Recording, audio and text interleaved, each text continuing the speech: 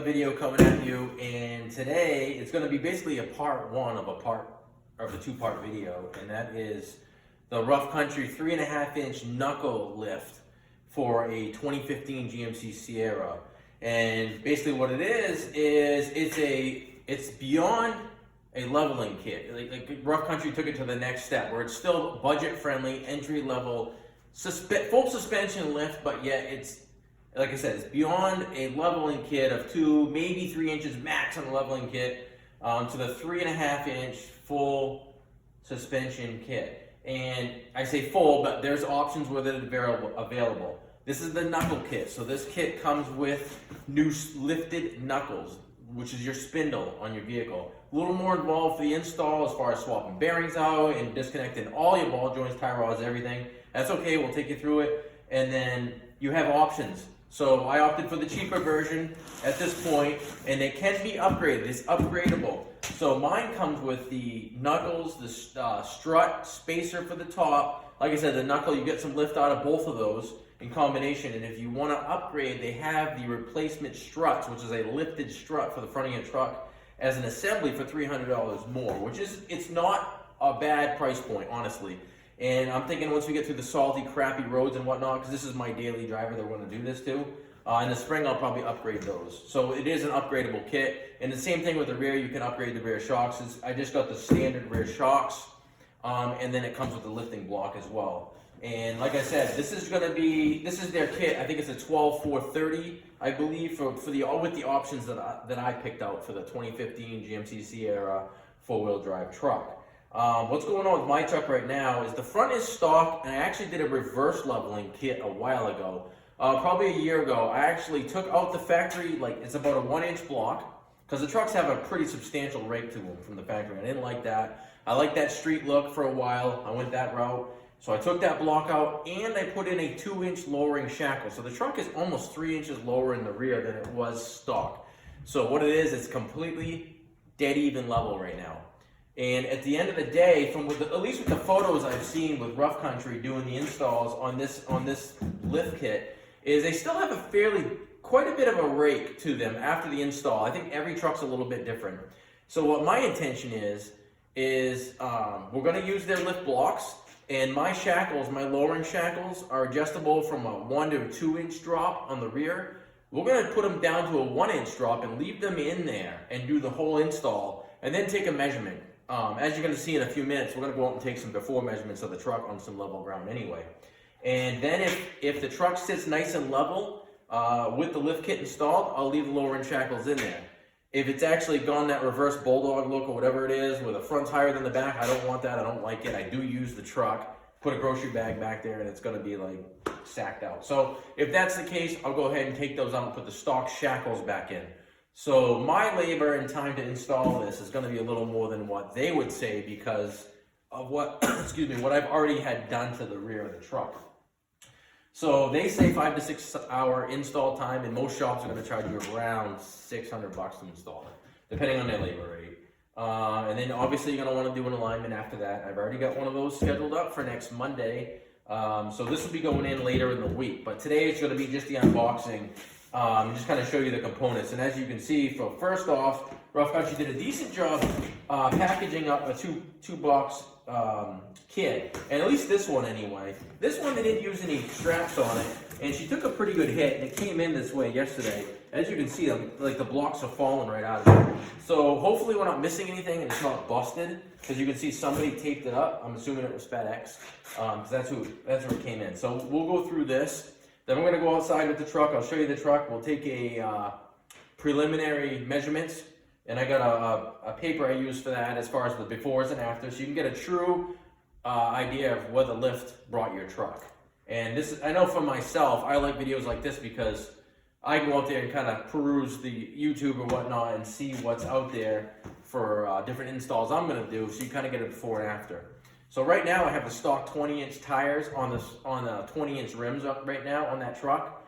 I have a set of 1.5-inch spacers that I've had kicking around because this kit may require you to at least use a 1/4-inch spacer if you're running your stock wheels in the front, so you don't get any hitting on the new knuckles. I have the 1.5-inch spacers as long as they fit. I'm probably going to throw those on the truck anyway to give it more of an aggressive stance. I got a set of 22-inch rims that I run in the summer anyway, so she'll look a little funny with the stock ones on it for now, and she'll get the bigger rims and tires for the summer, or at least in the nicer months. So, like I said, if I can, and these spacers fit, I had them kicking around, they're gonna go on the truck as well. So, let's get this thing unboxed. Here's the kit, all unboxed, 2 boxes. One box had all this stuff in it, including the hardware, and the other box was just the lifted knuckles themselves. Pretty beefy, and nothing was damaged, and nothing appears to be missing either. So that's a good thing. And actually, honestly, even though the box was damaged, everything was packaged up really well with the foam. So what we'll do is I'll take you through the components. And all right, here's my truck. It's a 2015 GMC Sierra. It's actually the all-terrain edition, and I actually scored a set of these 20-inch wheels. It had factory like a Snowflake 20. I didn't care for them. I like these. I actually just run these in the winter, believe it or not, because up here in Maine, the weather sucks. As you can see, it's raining, and it's, I don't know, 38 degrees right now, so it's pretty miserable out. I'll make this quick, and the camera's getting wet. But anyway, what I do is I measure right from the ground. Make sure your tire pressure is good, through the center cap up to the center of the fender well. And these have squared off fender wells, so it's pretty easy. It's pretty level right there across. And as far as the truck sitting right now, how it goes, of course you can't get the whole thing in the video because I'm backing into a swamp here. But it's dead even right now, as you can see. And that is with about 3 inches of lowering in the back. So that's how much of a rake it has. What I'll do, like I said, is we're going to use that block that comes with it, the 3-inch tapered block. And I'm going to take the lower end shackles that are set at 2 inches right now and set them at 1, and then see how it sits. And if it's too low in the back, then we'll put the factory shackles back in it. It's going to be more work for me.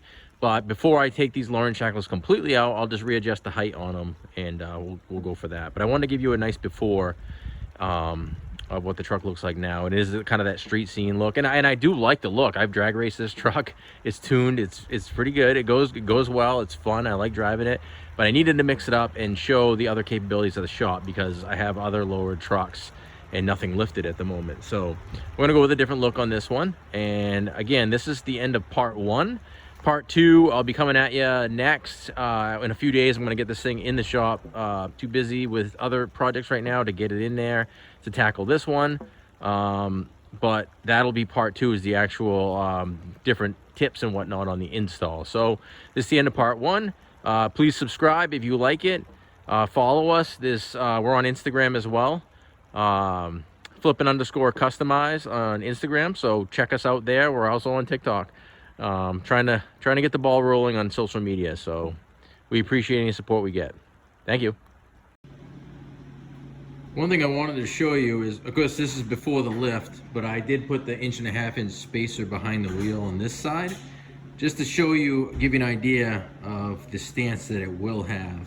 I do have to grind the very ends of the lug nuts off, maybe 1/8 of an inch, which these have a unthreaded dome on the end of these that are about 1/2 inch long, so there's plenty there. It's just a little more work.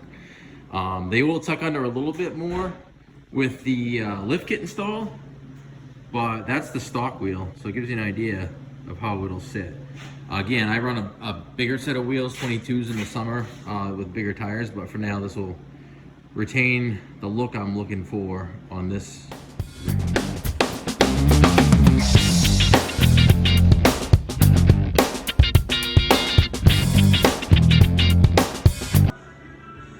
Just to kind of show you what I'm talking about, how this thing's been oil undercoated a few times now. That's what I'm talking about. So up here in Maine and New England, everything just rusts out bad. So in order to protect them, there's different things you can do to undercoat and protect. I choose the New Hampshire oil undercoating. It's a great product. It's a black film. It leaves on everything. Does a great job keeping rust out and what, but it sucks to work on, I'm not gonna lie. So I'll be dirty, but that's okay. Basically what we're doing is we're replacing this whole knuckle, the spindle, everything right here on the front of the truck with the new one that comes with it. And to do that, you're basically, you gotta disconnect everything. But to start with, and per the directions of the rough country, what you're gonna do is get it up in the air. I might have to use a stool because I'm limited on ceiling height with this big truck in here. 15mm bolts, take off the factory skid plate. That's what they call it anyway. And then it's a couple 21mm bolts. We're gonna disconnect the tie rod ends, both sides.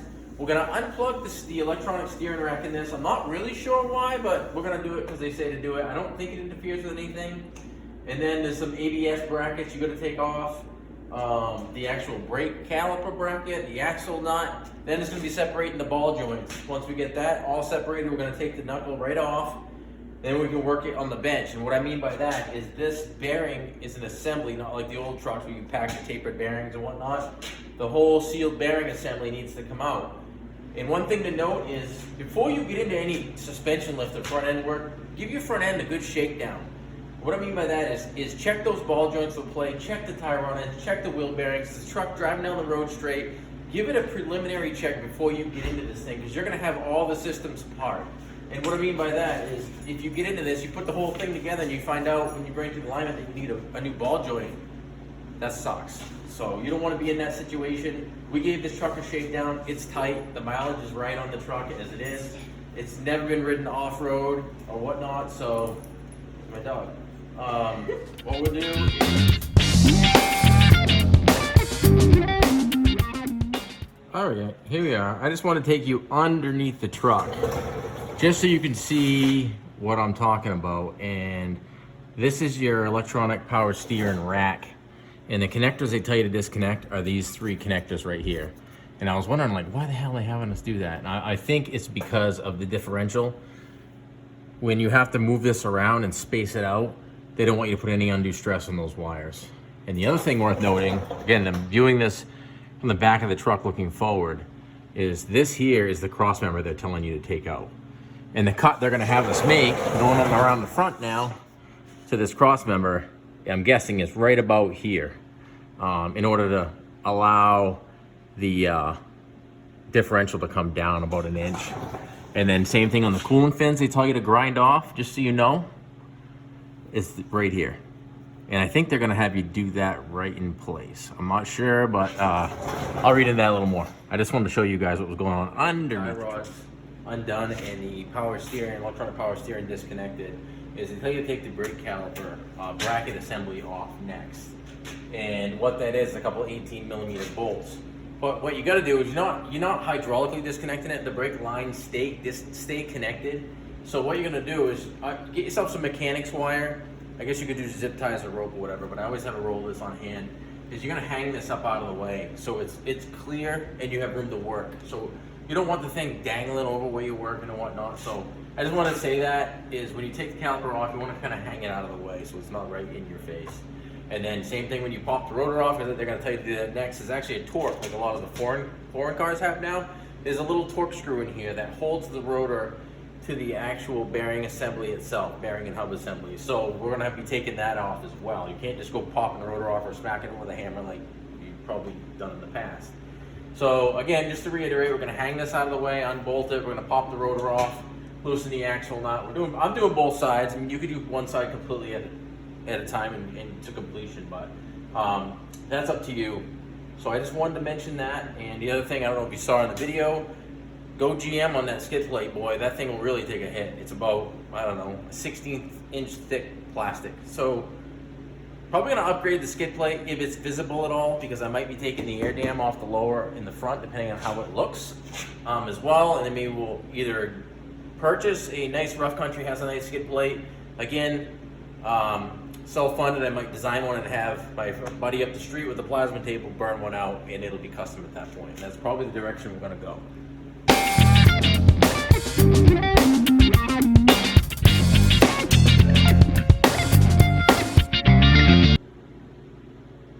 All right, guys, so here you go. The brake caliper is mechanics wire out of the way. Nope, that's not kinked, but it's snug, but it's not kinked. It's not completely hanging off from it. ABS wires next. So you're gonna leave it connected to the hub assembly, disconnect it from the knuckle bracket. There's a clamp here, and then your connector up here, which those good old GM connectors suck to get apart, but that's how you do it. And so this one is gonna come off with the hub assembly. The sway bar and link is coming up, and the axle nut. So go ahead and get at those.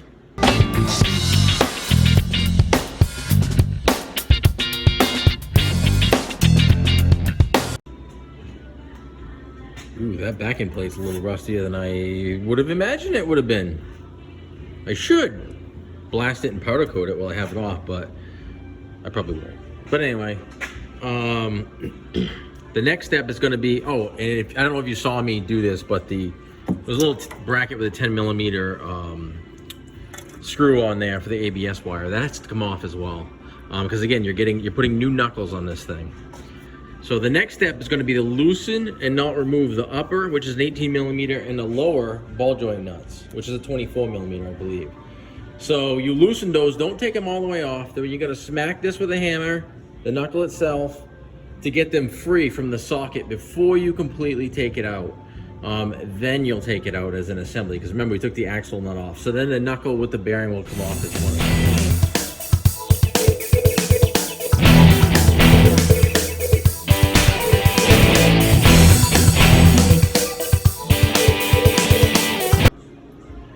All right, as you saw there in the fast forward clip, we got the knuckles off both sides. I double checked the bearings; they feel great on this thing.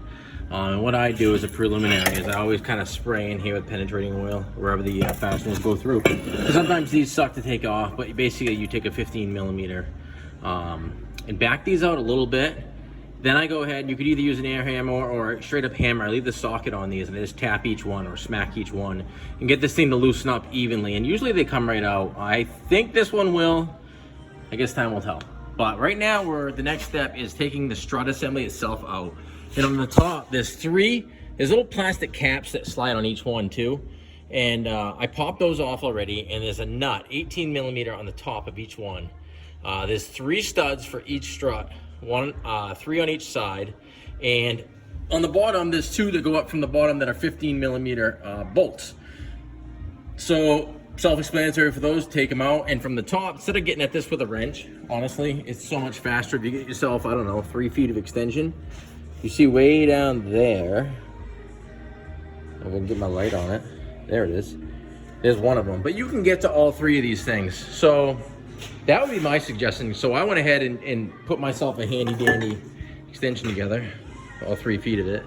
And yep, it is not an impact extension. Good catch, people. Anyway, we're gonna get these struts popped out now.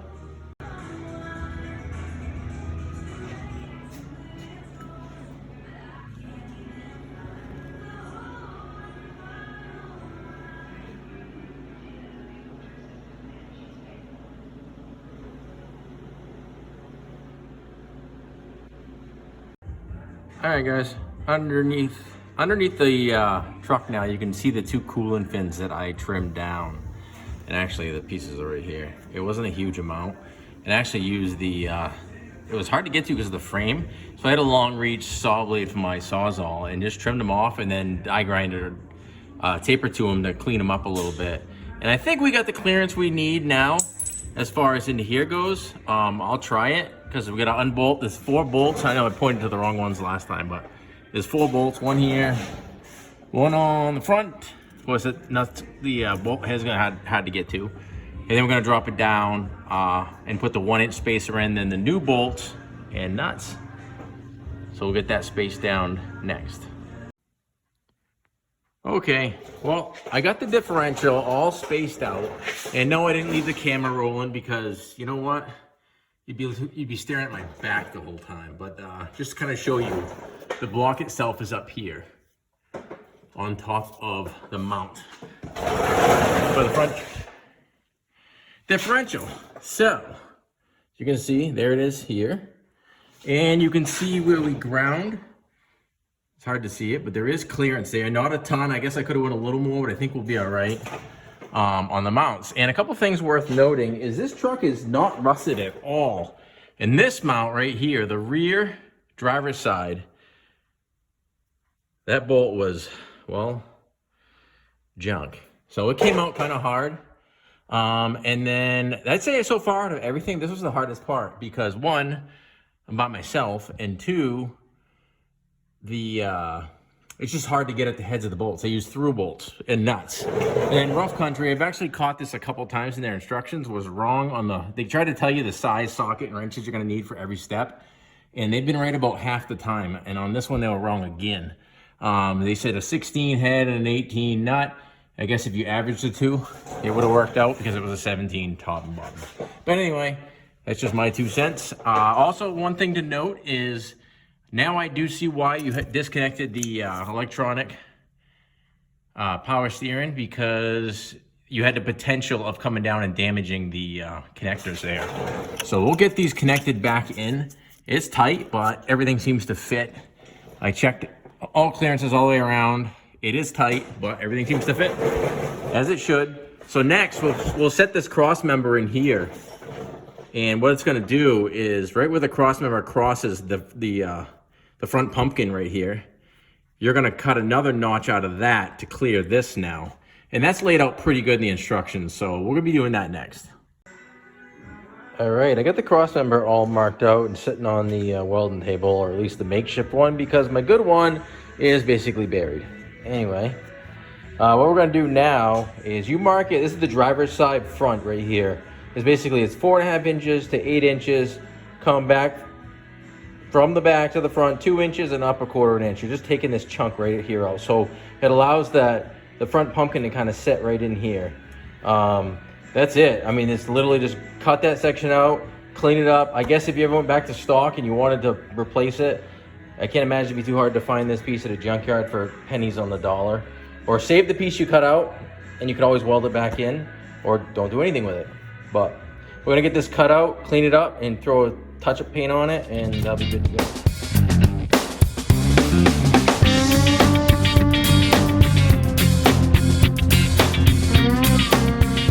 All right, guys, cross member underneath the pumpkin here is all bolted back in. I'm sorry, old school refer to it as pumpkin, front diff, whatever. And there's all kinds of clearance around it, so we're good there. She's bolted back in.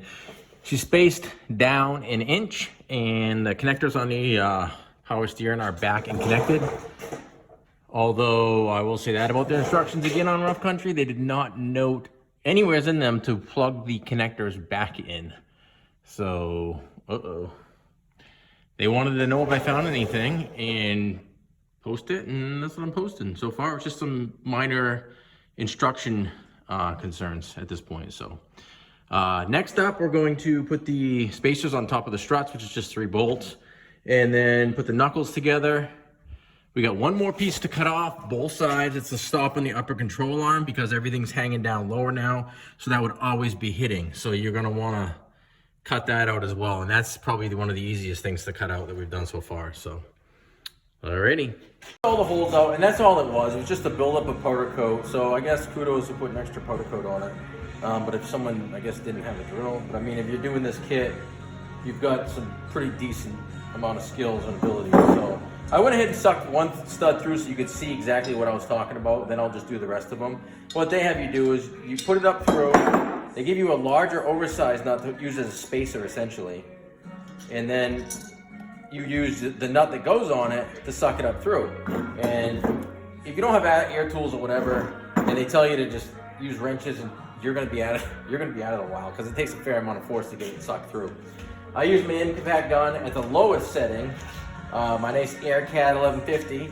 Otherwise, you give it too much, you take it right out, she'd rip it right apart. So I'll show you how much it actually does take.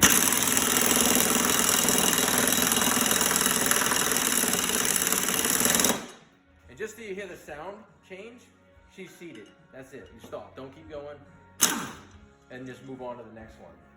So like I said, there's 3 on each side. And this is going to be the top that's going to go into where the factory strut went in place. And then this gets bolted to the factory. Around off the stand, a couple of things to note. I got the struts back in, spacers on the struts back in the truck. Again, to get to the top fasteners, much easier when you open the hood and you go down from the top. You can just use a long extension. To note, again, Rough Country referenced 17 millimeter wrench on these. It's 15, so be aware. Well,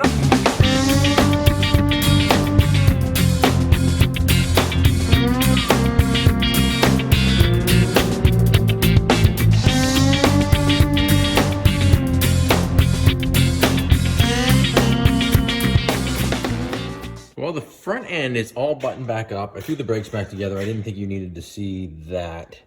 Nothing exciting about that. We put our T30 Torx back in on the rotor, caliper back on, the two 18mm fasteners in the back, reconnected our ABS wire. She's a little taut right now, but I think that's because everything is drooping and hanging. And I will say I went through, continued on the directions. Like I said, we took it out of step a little bit by removing this bump stop before we put all this back in, and it was super easy.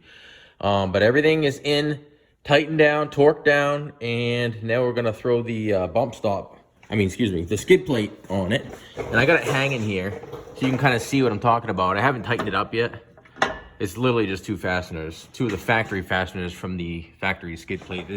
It's just protecting the front differential and our pumpkin that is hanging below the frame now, just barely, but we want to protect that. And from what I can tell, at least right now, it's not gonna have us put this factory skid plate back on. So one of two things, Rough Country makes a pretty sweet one that goes from up here down that you could see, or I'm gonna fabricate one. We'll see how the time allows and go from there. The other thing I might do is take this lower air dam off, because once you do get that skid plate that I'm talking about, you'd be able to see it and that would look pretty cool. So we'll see, gotta play around with a few things. But we'll tighten up this skid plate and then we're gonna move on to the rear of the truck. Stand in place. What we're gonna do is we're gonna remove the shock. We're gonna undo the U-bolts for the factory leaf spring pack. We're gonna install this handy dandy Rough Country 3-inch spacer, small end towards the front of the truck, with some new U-bolts as well, and get that side cinched down, and then throw the new shock absorber on there, and that'll look pretty slick for now. Things tend to deteriorate fast up here anyway, so we'll oil it. But anyway, we'll do a fast forward clip of just this one side. Pretty basic. Like I said, I had to mess with the shackle in the back. It's not part of this, so that just adds time to the project itself. But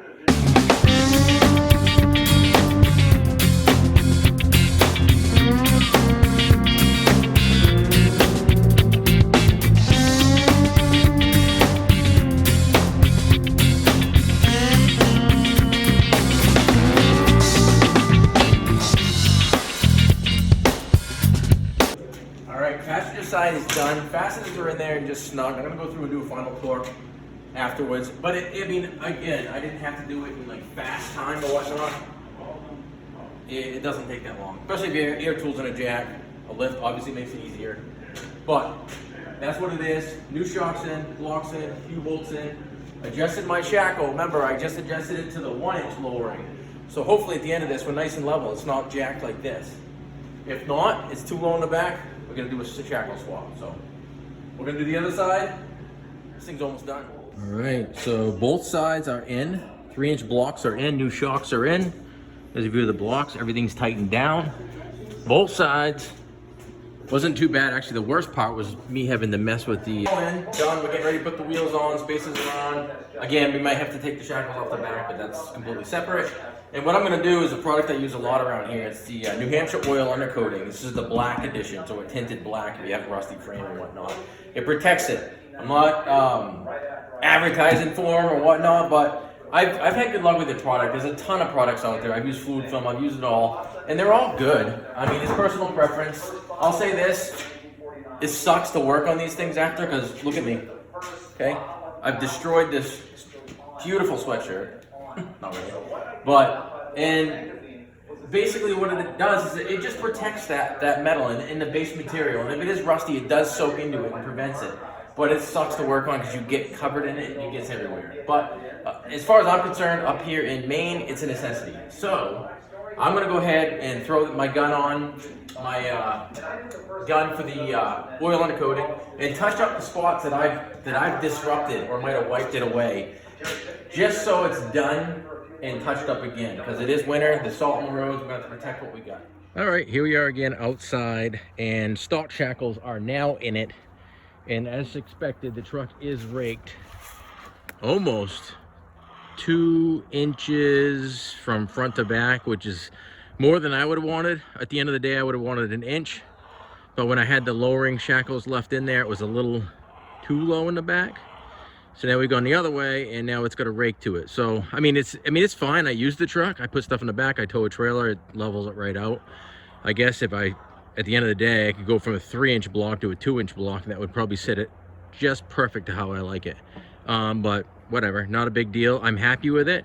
I took it for a ride up the street. It rides nice. Definitely need an alignment. That's going to be the first stop, is the alignment shop.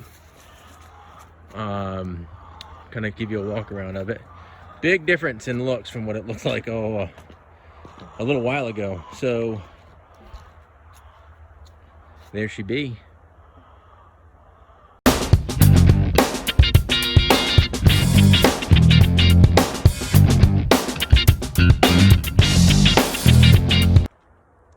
Well, there you have it, guys. There's another episode on Flippin' Customized YouTube channel, and it was a 3.5-inch knuckle lift, rough country suspension lift for the 2015 GMC Sierra behind me. All in all, I think they say like a 6-hour install time, and to be honest with you, it took about 6 hours. It's been a while since I've done a lift, suspension lift, 4-wheel drive trucks and whatnot, and then as you can see, literally destroyed this sweatshirt because of the oil undercoating that I put on everything to preserve it up here in New England. But all in all, not bad. I'd put it like, I don't know, on a scale of 1 to 10, 10 being the hardest, I'd probably put it at a 6. 6 to 7, depending on your skill level, I guess. Having a lift makes it way easier. Could you do it on the ground? Yep. The actual fabrication, the burning, the cutting, the whatnot, that part wasn't bad at all.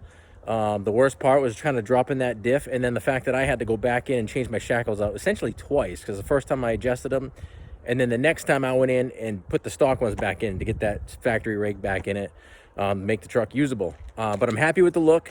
It looks nice. The only other thing I might do is take that the bottom air dam off from the front of it when I actually get a metal skid plate to put on it, because the factory plastic junk skid plate doesn't fit any longer now that you put the little skid plate they give you for your front differential. So I'm going to do something for that, just not yet. And probably when I put that on is when I'll take the air dam off the front. And yeah, it's just the stock tires. I got a set of 22-inch tire wheels with a little bit oversized tire. Still a street tire, but I think it'll look nice on there. We'll give it a shot this spring and see how it looks. Going into the alignment next. But that's it for this episode. Thanks for tuning in to Flip and Customize. You want to see more videos? So hit subscribe. Follow us. Like us on Instagram. Like us on TikTok. We're on all three. But really trying to push the YouTube for 2021. Gave the daily a new look for 2021. I've already got 2 other lowered trucks, so it was time to mix it up and show our capabilities of doing the lifted trucks and some of the fabrications. So there you have it. Thanks again. Take care.